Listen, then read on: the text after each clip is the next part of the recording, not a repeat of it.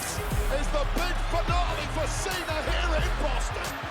Frog splash, Mysterio! Cena rolls right through with Dirty Dom in hand. AA for the win. The empty spot on the mantelpiece is filled. John Cena's a Grand Slam champion. Thank you so much, Boston. Because of you, tonight, the champ is...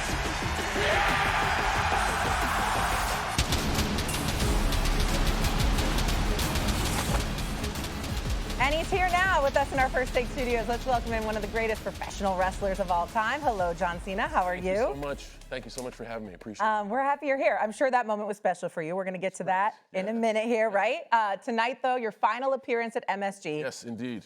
And he's Final got raw appearance. There it is. I can only wear this uniform so many times, so I figured I'd show up in the studio with it. That's perfect. Yes. It's well for tonight. We'll get into tonight in a minute. Let's go back, though, to what we just watched. Yeah, sure. Last Monday in Boston, the Intercontinental title, the only one you had never captured in your career. How And then about that? to do it in front of your hometown, how cool was that moment for you? That was great. Normally in my history, I don't have a good record in Boston. Usually in Boston, I get my tail kicked. But it was my last time there. It was the last time at the TD Garden.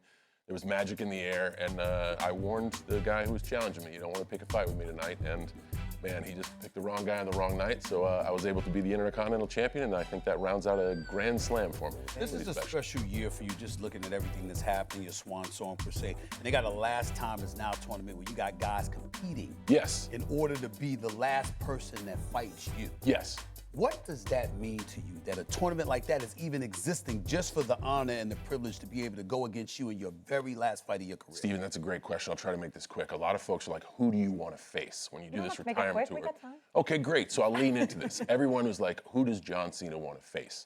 And the way I got my start in WWE was through random opportunity. I got my first match because The Undertaker was sick. So I love the theory of opportunity, and I believe in the meritocracy of the WWE. So I don't want to face anyone. I don't want to handpick anyone. I want people to have to get a chance to showcase their skills and earn the right for opportunity. So we're doing this with the Time Is Now tournament, where it's a bunch of the top superstars and some random entries, like even some against all odds opponents have a chance to see if they can make it to get a chance to see if they can retire John Cena, which is a really special thing. And on the actual retirement night on December 13th in DC, it isn't just a show about me. I'm using the time that eyeballs are on the show to give some of the NXT superstars a showcase. So I basically want this tour to be about opportunity for the future and paving the way for the future, because that's what the class before me did for me. Thank I get to ask a question? Go ahead. Yeah, well, go you're for it. standing Shoot. here. This is I'm a Hit me little what bit you got. starstruck. Come on, So man. Come on. I grew up in the 90s, you Yes. know, so I was Me too. massive wrestling fan. Yeah. What or who is the moment that kind of made you fall in love with the dream of becoming a wrestler? So for me, I was a little bit before that. For me, it was seeing Hulk Hogan and the Iron Sheik on MTV. I was very young, and MTV was something we shouldn't watch. I grew up in a small town where it was like a Find new a product. way. Yes. So when wrestling was on MTV, it made MTV okay. My dad is a huge wrestling fan, and then we were allowed to watch MTV. So it was a cross of things. I wanted to see music videos. I didn't really understand wrestling, and to see Hulk Hogan beat the Iron Sheik at Madison Square Garden for the World Heavyweight Championship, I was hooked. That was the moment. I was hooked, yeah. Madison Square Garden, such a special place for many sports, but of course the place to wrestle. If there's a moment you could go back in that really stands out to you, for you personally, was there a favorite moment at the Garden for you? I'd pick two. I think a lot of the ones that the fans reflect on. I returned to the Royal Rumble in 2008 as a surprise.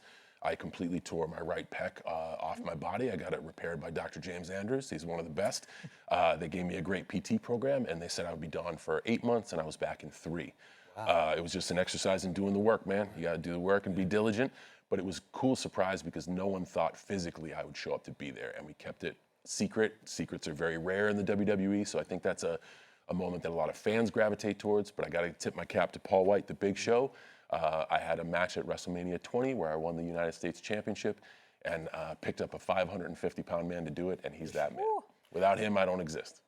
Explain, first of all, you're walking away now. Yeah. Why now? And most importantly, how do you feel about the state the WWE is in right now, because I think it's in a marvelous, marvelous place. 2 questions there. I'm going to answer them in reverse. The State of the Union right now is fantastic. With relationships, we're finally in the ESPN family. Never did I think I'd be able to sit here and be welcomed into the ESPN family. This has been great. I've been on WrestlePalooza, I've been on Crown Jewel, and we got Survivor Series coming up in San Diego, November 29th. You don't want to miss that. That's my last appearance on ESPN. Really excited about it.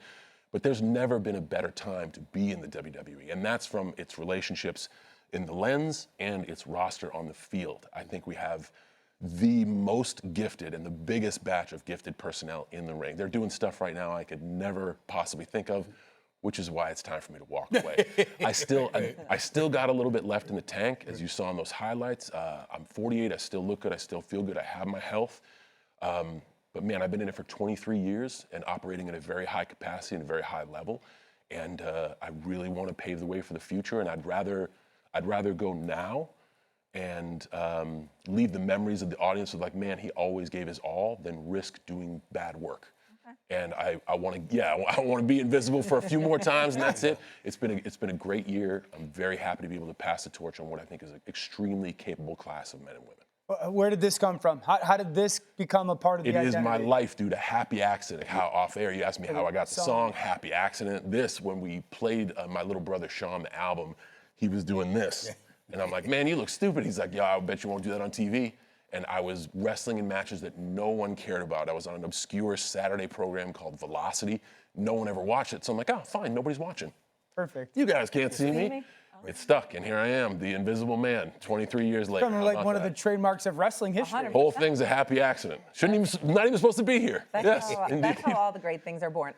Tonight, we're hours away. Do you have any emotions surrounding tonight? How you feeling? It's exciting, and I want these nights to be exciting. I think by leveraging the impact of like, hey, this isn't just my thing, and just because I kind of relate it to me leaving is us closing a chapter. It is a decade or 2 decades in WWE closing, and we're starting new.